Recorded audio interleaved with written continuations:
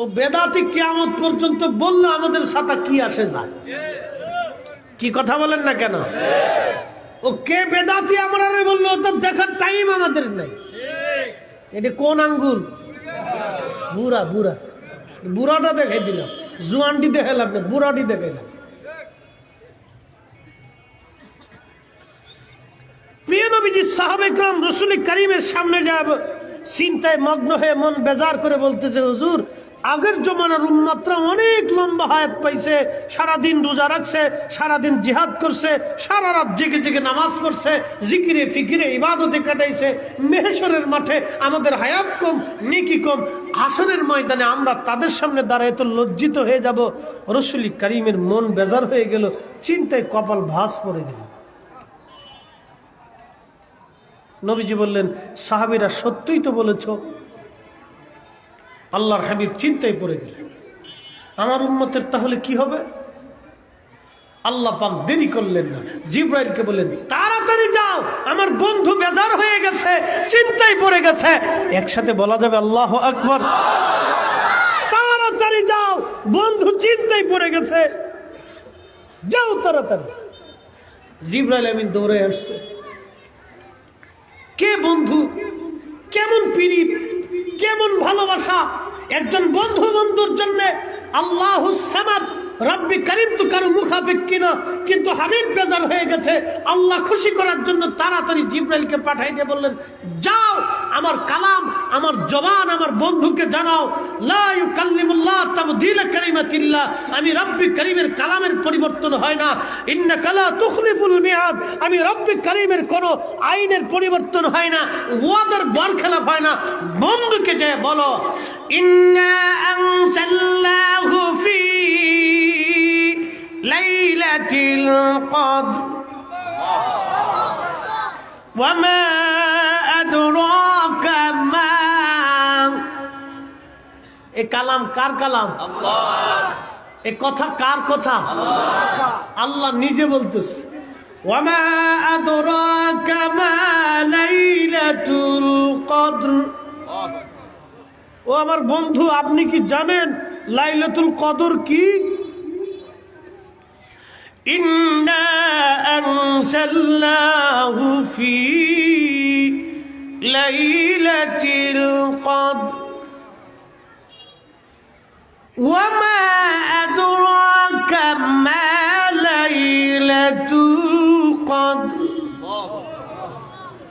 লাইলাতুল কদরি খায়রুম মিন আলফি শাহর।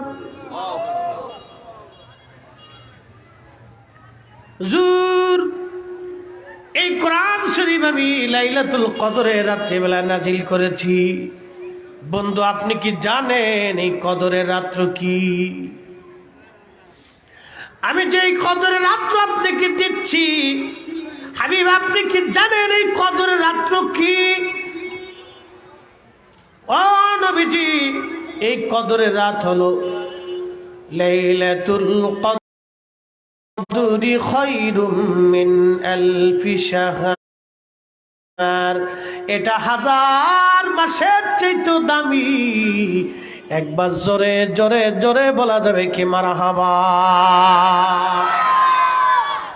খুশি করলেন কে? কাকে? কয় রাত দিয়ে? ওজন কত? হাজার মাসের চাইতে দামি। নবী কি খুশি না বেজার? চিন্তায় পড়ে গেলেন। আল্লাহ কয়, জিবরাইল তাড়াতাড়ি যা, আমার রাসূল বেজার হচ্ছে, চিন্তায় পড়ে গেছে, তাড়াতাড়ি যাও। জিবরাইল দৌড়ে আসছে। হুজুর, আল্লাহ এটা বলে দিয়েছেন, এই যে আল্লাহ কথা বলতেছে। আচ্ছা বলেন তো, কদরের রাত পাইয়া উম্মত কত খুশি? কদরের রাত্রে পাইয়া আমরা দেশের হুজুর বিরাট বড় খুশি। আহা, কদরের রাত্রে পাইয়া ওয়াজ করে ফাড়াই ফেলাইতেছে। কদরের রাত আল্লাহ দিছে, কত সব আপনি জানেন। কিন্তু সিন্নি যে কার জন্য খাইলাম, মোল্লাটাই চিনলাম না। এক কথা বলেন না কেন? সেই নবীর আগমনের মিলাদের বেলায় আসলে ওরা শরীরের চুলকানি শুরু হয়, বিরাট বড় চুলকানি আসে। রবিউল আউয়াল মাস আসলে কিছু হুজুরদের চুলকানি বাড়ে। কি কথা বলেন না কেন? চুলকানি, খালি চুলকানি, একবার দারুণ অ্যালার্জি আছে, খুব অ্যালার্জি। অ্যালার্জি কারে কয় চিন্তা করে, পাগল হয়ে যায় অ্যালার্জির লিগে। অথচ রব্বে কারীম এই নবীর জন্য একটা রজনী আমাদেরকে দিলেন। আহা, এই নবীর উম্মত না হইলে কোটি বছর যদি আপনি সেজদায় পড়তেন, এই রজনী আপনি পাইতেন না। আল্লাহ নবীর কারণে একটা রজনী আমাদেরকে দিলেন, লাইলাতুল কদর। একটা রজনী ইবাদত করলে 1000 মাসের চাইতেও দামি। এখন 1000 বলতে 1000ও হতে পারে, 1000 বলতে 10,000 হতে পারে, 1000 বলতে অগণিত হতে পারে। কত রজনী, কত দিন, কত রাতের ইবাদতের সমতুল্য নেকি আল্লাহ দিবেন। আপনার ইবাদতে কিন্তু মহাব্বতের উপরে সেটা নির্ভর করবে। দেখেন, আমার মালিক আমার আল্লাহ তার হাবিবকে খুশি করার জন্য সবসময় চেষ্টা করতেন। এই জন্য নবীজির একটা লকব হলো হাবিবুল্লাহ, হাবিবুল্লাহ, হাবিবুল্লাহ, হাবিবুল্লাহ, হাবিবুল্লাহ। আল্লাহ যাকে খুশি করতেন তিনি হলো হাবিবুল্লাহ। এই জন্য সাহাবা একরামের জীবনীর মধ্যে এসে গেছে, সাহাবীরা নবীকে খুশি করার জন্য তাদের জীবনের সব উজাড় করে দিয়ে দিয়েছেন। একবার জোরে বলা যাবে কে মারহাবা। হযরত বেলাল কালেমা পড়লেন। সাহাবী কালেমা পড়ার পরে, একজন কৃতদাস নিগ্রো কালেমা পড়ার পরে মক্কার মানুষ তাকে এত কঠিন নির্যাতন করলো। বেলালের মতো এমন মার, এমন কষ্ট কেউ কোনোদিন করে নাই। আহা, বেলালের গলার মধ্যে রশি বেঁধে বেঁধে মক্কার অলি গলি দিয়ে দুষ্ট ছেলেরা টেনে টেনে নিয়ে হাসরাইতো। পাথুরি রাস্তার ভিতরে পড়ে পড়ে চামড়া গোশতগুলি খসে খসে পড়ে রক্ত বের হয়ে যাইত। ওই শরীর নিয়ে মরুভূমির উত্তপ্ত বালুর মধ্যে শোয়াইয়া পাথর চাপা দিয়ে হাত পা গুলি বেঁধে দিয়ে তারা চলে আসতো। হযরতে বেলাল মাঝে মধ্যে বেহুশ হয়ে যাইতেন আর আহাদ আহাদ বলে কাঁদতেন। প্রচন্ড গরমের বালুর উত্তপ্ত বালুগুলি শরীর লেগে লেগে ফুসকা পরে পরে ঘা হয়ে যাইত বেলালে। মনিবুমা এসে বলতো, বেলাল কালেমা ছাড়বি না জীবন দিবি? হযরতে বেলাল একটাই কথা বলতেন, মালিক মনিব রে, জীবন নিয়ে নিতে পারো কিন্তু ঈমান আমি দেব না। যে নবীর চেহারা দেখেছি সব দিয়ে দিতে পারি, কিন্তু নবীর কদম আমি ছাড়ব না। একবার জোরে জোরে বলা যাবে কে মারহাবা।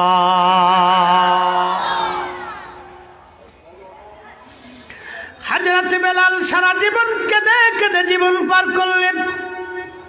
হযরত বেলালের পিঠের চামড়া গোশতগুলি উঠিয়ে ফেলে দিল তারা। শুধু কি তাই, এইভাবে বছরের পর বছর ধরে মার খেতে খেতে খেতে খেতে পিঠের চামড়াগুলি বেলালের উঠে গেল, ফুসকা পরে পরে গা হয়ে গেল। হযরত বেলালের একটাই দাবি, জীবনের সব কিছু দিয়ে দিতে পারি কিন্তু ঈমান আমি দেব না। বেলাল আহাদ আহাদ, আল্লাহ এক, আল্লাহ এক, আল্লাহ আল্লাহ বলে জিকির করতেন, কাঁদতেন। মনিব চিন্তা করলো তার জবান বন্ধ করে দেওয়া লাগবে। জিহ্বা খানা বের করে লোহার শিকগুলি আগুনের মধ্যে গরম করে দিয়ে হযরত বেলালের জিহ্বা এই পার ওই পার করে জবান বন্ধ করে রাখতো। বেলালের জবান বন্ধ করে রেখেছিল বটে, কিন্তু হৃদয় তারা বন্ধ করতে পারে নাই। হযরত বেলালের একটাই কথা, সব কিছু দিয়ে দিতে পারবো কিন্তু নবীর কদম আমি ছেড়ে দেব না। আমি যে ঈমান কালেমা কবুল করেছি এই কালেমা কখনোই আমি ছেড়ে দেব না। হযরত বেলাল নবীর মসজিদের মুয়াজ্জিন হয়ে গেলেন। আজান দিতে দিয়ে আশহাদুর জায়গা আশহাদু পড়তেন, লাহানে জলি হয়ে যাইতো। সাহাবায়ে কেরাম এসে বললেন, হুজুর বেলালের আজানের মধ্যে ভুল হয়, আপনি যদি চান নতুন মুয়াজ্জিন এনে দেব। কাফের আর বেঈমান মুনাফিকরা সমালোচনা করে নবী আল্লাহ। আল্লাহর নবী বললেন, সাহাবীরা তোমরা তো বেলালের আজান থেকে মুয়াজ্জিন থেকে নাম কাটতে চাও, তোমরা কি জানো বেলাল আজান দিলে আর সে মুআল্লা পর্যন্ত আজানের আওয়াজ পৌঁছায় যায়। এই আওয়াজ তুলে বলেন আল্লাহু আকবার, তাকবীর, আল্লাহু আকবার, রিসালাত, আহলে সুন্নাত ওয়াল জামাত। জিন্দাবাদ। মুফতি জহিরুল ইসলাম সাহেব। হযরতে বেলালের জিহ্বা দেখে নাই, চেহারা দেখে নাই, বংশ দেখে নাই, লাহান দেখে নাই, কণ্ঠ দেখে নাই, জ্ঞান দেখে নাই। আল্লাহ বেলালের একটা জিনিসকে ভালোবেসেছে, কুল ইন কুনতুম তুহিব্বুনাল্লাহ ফাত্তাবিউনি ইউহিব্বুকুমুল্লাহ। আমার নবীকে বেলাল ভালোবাসে, আমি আল্লাহর ওয়াদা, আমি আল্লাহ বেলালকে ভালোবাসি যে আমার নবীকে ভালোবাসে, আমি আল্লাহ তাকে ভালোবাসি যে আমার নবীকে ভালোবাসে, আমি আল্লাহ তাকে ভালোবাসি যে আমার নবীকে ভালোবাসে, আমি আল্লাহ তাকে ভালোবাসি যে আমার নবীকে ভালোবাসে, আমি আল্লাহ তাকে ভালোবাসি যে আমার নবীকে ভালোবাসে, আমি আল্লাহ তাকে ভালোবাসি। বেলাল আযান দিলে এই আযান আরশে মোয়াল্লা পর্যন্ত পৌঁছায় যাইতো। জোরে বলেন মারহাবা। কি করে আমি আপনাকে বুঝাবো বলেন তো, কি করে বোঝাবো? সাহাবী হযরত আব্দুল্লাহ, যুবক মানুষ, কালেমা পড়ছে, ধনী বংশের সন্তান ছিল, জুলবাজাদাইন যাকে বলা হতো। কালেমা পড়ার কারণে বাবা ছোটকালে মারা গিয়েছিল, চাচার কোলে লালিত পালিত হলেন। কালেমা পড়ে বাড়ি গেছে, চাচা বললেন আব্দুল্লাহ কোথায় ছিলি? বলে কালেমা পড়ছি। বলিস কি আমাদের ইহুদি ধর্মে তুমি চুনকালি মারছো, মুহাম্মাদের কালেমা তুমি কবুল করছো, তাহলে মুহাম্মাদের বাড়ি চলে যা, আমাদের বাড়ি জায়গা নাই। বলে চাচা ঠিক আছে, আমাকে জুদা করে দিতে পারো, আলাদা করে দিতে পারো, কিন্তু আমি ঈমান কোনোদিন ছেড়ে দেব না। বললে আব্দুল্লাহ রে, সমস্ত সম্পদ থেকে তোমাকে জুদা করে দিলাম। হযরত আব্দুল্লাহ বলেন জুদা করে দাও, তাও মানতে রাজি। তাহলে আব্দুল্লাহ তোমার শরীরে যে জুব্বা আছে, পাগড়ি আছে, পোশাক আছে, লুঙ্গি আছে, খুলে দাও, কারণ এই পোশাকগুলি আমাদের টাকার কেনা রে আব্দুল্লাহ, এটা মুহাম্মাদের টাকার কেনা না, এটা আমাদের টাকার কেনা, খুলে দে। হযরত আব্দুল্লাহ পোশাকগুলি খুলে দিলেন, পরনে শুধু লুঙ্গি।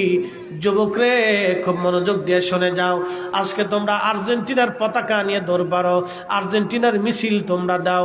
আর্জেন্টিনার মিছিল দিলে তখন আর হারামের প্রশ্ন আসে না, কিন্তু নবীর জশ্নে জুলুসের মিছিল দিলে বেদাতের প্রশ্ন দিয়া আমাদেরকে কটাক্ষ করতে তোমরা সাহস পাও।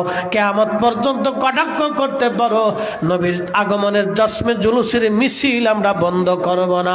কথা বলেন ঠিক না বেঠি?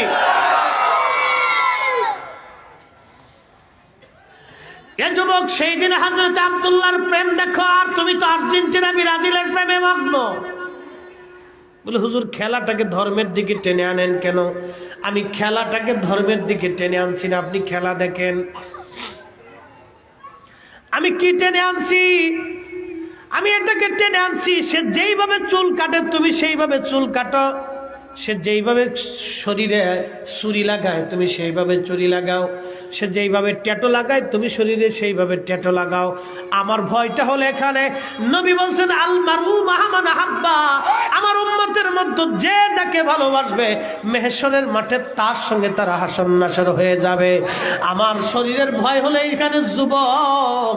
হযরত আব্দুল্লাহ জুলবাজাদাইন নবীকে ভালোবেসে জান্নাত কিনে নিয়ে নিল, আর তুমি তো দুনিয়ার একজন কুফার কাফের বেদিন, যারা রাত্রিবেলা নারী সম্ভোগ না করলে যাদের রাতি কাটে না, যারা নেশা না করলে যাদের রাত কাটে না, তুমি তাদের অনুসরণ করো। ভয়টা তোমার এখানে খেলা দেখা, ফুটবল খেলা নিয়ে দৌড় পারা, এটা আমার ভয় না। এটা একটা খেলা, মানুষ দেখতেই পারে, খেলতেই পারে, এটা স্বাভাবিক। আমার ভয়টা হলো সেখানে তুমি অন্ধের মতো থেকে অনুসরণ করতেছ। আমার ভয়টা হলো এখানে তুমি মুসলমানের বাচ্চা, মুসলমানের ঘরে জন্ম নিয়ে তুমি একজন কুফার বেদিনকে অনুসরণ করতে পারো না, তুমি অনুসরণ করবা আখির নবী রাহমাতুল লিল আলামিনকে। কথা বলেন ঠিক না বেঠে? আমার ভয়টা তো এখানে, আমি তো এখানে ভয় পাচ্ছি না। আপনি সারা রাত খেলা দেখেন, আমার নিষেধ নেই। আমার ভয় হচ্ছে ওখানে যে খেলা নিয়ে তুমি মারামারি করবে। আমার ভয়টা তো এখানে তুমি এতটাই আসক্ত হয়ে পড়ছো, তোমার আসক্তির কারণ আমার ভয়ের কারণ। তুমি খেলা দেখতে দেখতে এমনটা আসক্তি হইছ যে খেলা নিয়ে তোমরা ফিটি লাগাইছ। কি কথা বলেন না কেন? না খারাপ? কয়দিন আগে ফিটাফিটি করে খুন পর্যন্ত হয়েছে।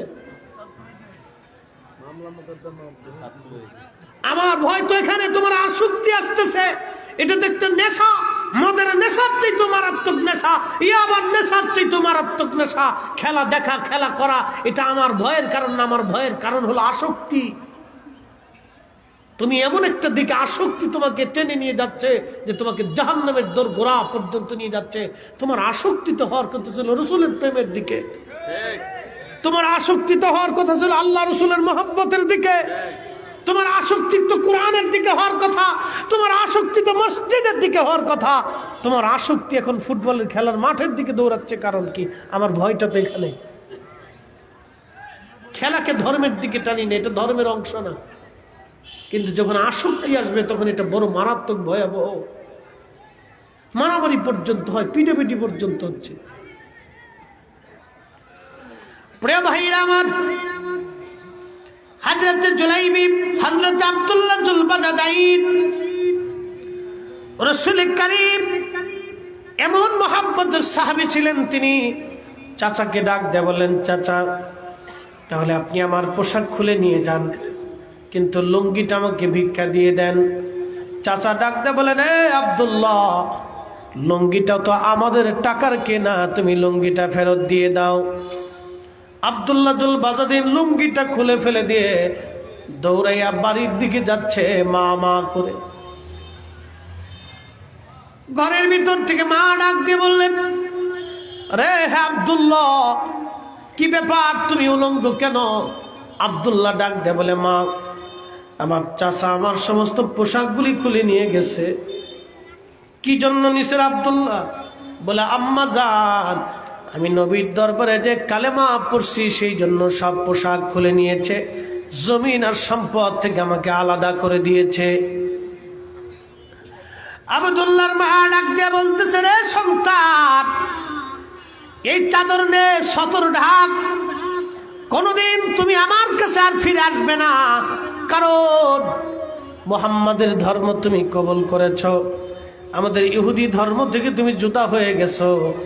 যদি ধর্ম ছেড়ে দিয়ে আমার কাছে আসিস তো আমার কাছে আসবি, নতুবা কোনোদিন সন্তানের পরিচয় নিয়ে তুমি আমার কাছে আসবে না। আব্দুল্লাহ জুলবাজাদাইন ডেকে বলেন, মা পৃথিবীর সব ছেড়ে দিতে পারি, কিন্তু নবীর কদম আমি ছাড়ব না।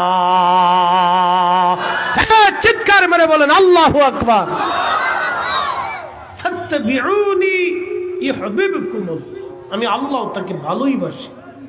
কেউ যদি আপনি নবীকে ভালোবাসে তো আমি আল্লাহর ভালোবাসা হয়ে যায়। কার ভালোবাসা হয়? কার ভালোবাসা? হ্যাঁ, মাসুকের ভালোবাসাই তো অনেকে বাসবে উপরে উঠে। কি কথা বুঝেন নাই মনে হয়? মৌলার প্রেমে কান্দে আমার মন, বাস কুক কইয়া একবার ফির সামনে যাইতে দৌড়িয়ে এই শুরু হয়ে গেছে।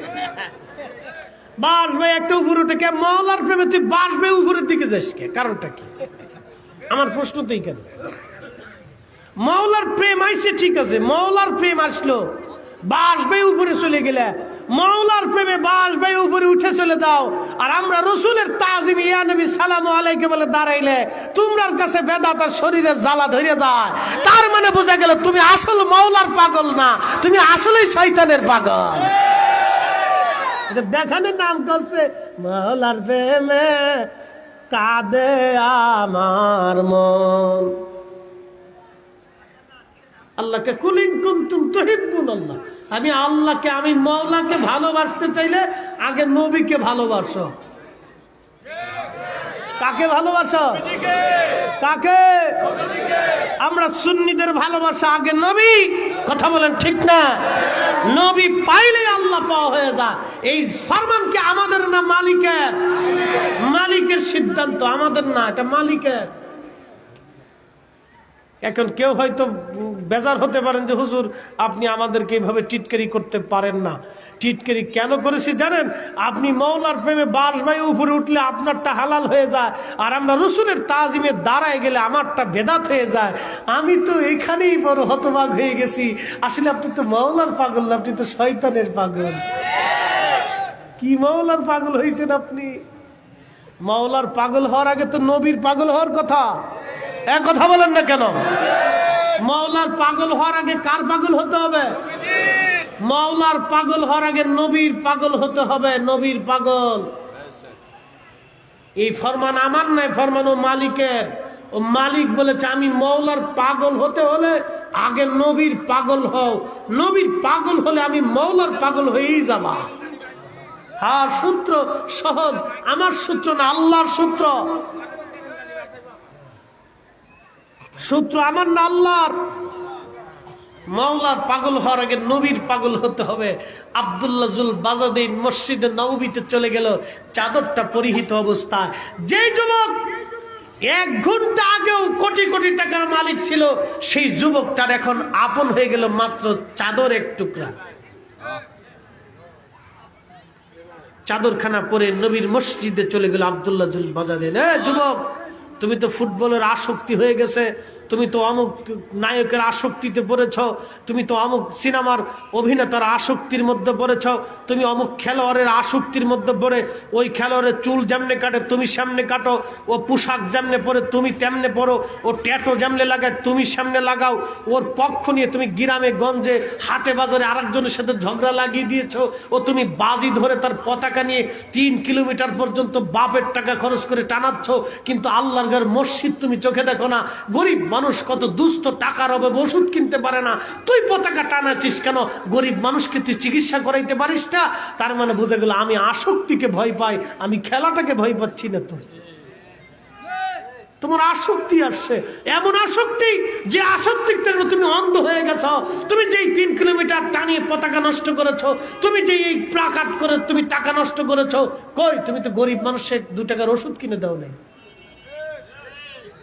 উম্মত দাবি করে বসে রইছ। আল্লাহর ঘর মসজিদে কত এতিমখানার দুস্থ গরিব ছেলেরা সারাদিন সকালবেলা আলু ভর্তার ডাল দিয়ে ভাত খায়, কই একদিন তো তুমি যে এতিম বাচ্চাদের জন্য খাবার কিনে দিয়ে আসো নাই। যে ছেলেরা মাদ্রাসায় পড়ে, ওরা এতিম মানুষ, গরিব দুস্থ, ওরা এইভাবে খেয়ে থাকে, আমি একটা দিন ওদেরকে মুরগা দিয়ে গরুর গোশত দিয়ে একটু খাবার খাওয়াই আসি, কই তা তো তুমি করো নাই। তোমার আসক্তি ফুটবলের দিকে চলে গেছে। আমার ভয় তো দেখে নেই, খেলা নিয়ে আমার কোনো আপত্তি না, আমার আপত্তি আসক্তি নিয়ে। আসক্তিতে এত ভয়াবহ আসক্তির দিকে চলে যাচ্ছে যেটা নেশার চেয়ে মারাত্মক হয়ে গেছে। মোহতারাম উপস্থিতি, খুব কথাগুলি মনোযোগ দিয়ে শুনবেন। আব্দুল্লাহ জুল বাজাদিন একটা চাদর পরে রসুলের দরবারে কাটাচ্ছেন। চাদরটাকে 2টা টুকরা করে, একটা টুকরা দিয়ে সতর ঢাকলেন, আর একটা অংশ দিয়ে শরীর ঢাকলেন। 2টা টুকরা। নবীজি ঘোষণা দিলেন, জুল বাজাদাইন, তুমি আজকে থেকে 2 চাদরওয়ালা। একসাথে বলা যাবে না সুবহান আল্লাহ? কয় চাদরওয়ালা? 2 চাদরওয়ালা। একটা চাদর থেকে 2টা টুকরা করে জীবন কাটাইতে লাগলেন। কে পারবে বলেন তো এরকম? এই জন্য আল্লাহ বলছে, হাবিব উম্মতকে বলেন, আমি আল্লাহকে কেউ ভালোবাসার দাবি যদি করে তো আপনি নবীকে আগে ভালোবাসতেই হবে। আহা, কি দামি কথা আল্লাহ! আমি কি করে বুঝাবো? এই জন্য আল্লাহ রসুল বলছেন, আমার নাহাব্বানি আহাব্বাহুল্লাহ, যে আমাকে ভালোবাসে সে আল্লাহকে ভালোবাসে। ওমান আহাব্বাহুল্লাহ আদখালাহুল জান্নাহ, যে আল্লাহকে ভালোবাসে আল্লাহ থেকে জান্নাতি বানাই দিল। একসাথে জোরে বলা যাবে সুবহানাল্লাহ? ভালো কাকে বাসতে হবে? আল্লাহ নবীকে ভালোবাসতে হবে আগে। যদি নবী ভালোবাসেন তো ভালোবাসা কার হবে? আচ্ছা, এবার আসেন, ভালোবাসার গল্প নিয়ে অনেক কথা বললাম। নবী ভালোবাসলে যদি আল্লাহর ভালোবাসা হয়, তো নবীকে তাজিম করলে মূলত তাজিম কার হয়? নবীকে খুশি করলে মূলত খুশি কে হয়? নবীর অনুসরণ করলে মূলত অনুসরণ কার হয়? তাহলে যার অনুসরণ করলে আল্লাহর অনুসরণ করা হয়, হয়েই যায়, তার জীবনে ভুল আছে, খাতা আছে, গুনাহ আছে, আইব আছে, ত্রুটি আছে, কিচ্ছু নেই, সে একবারে পরিষ্কার। সে কি? কথা বলেন, সে কি?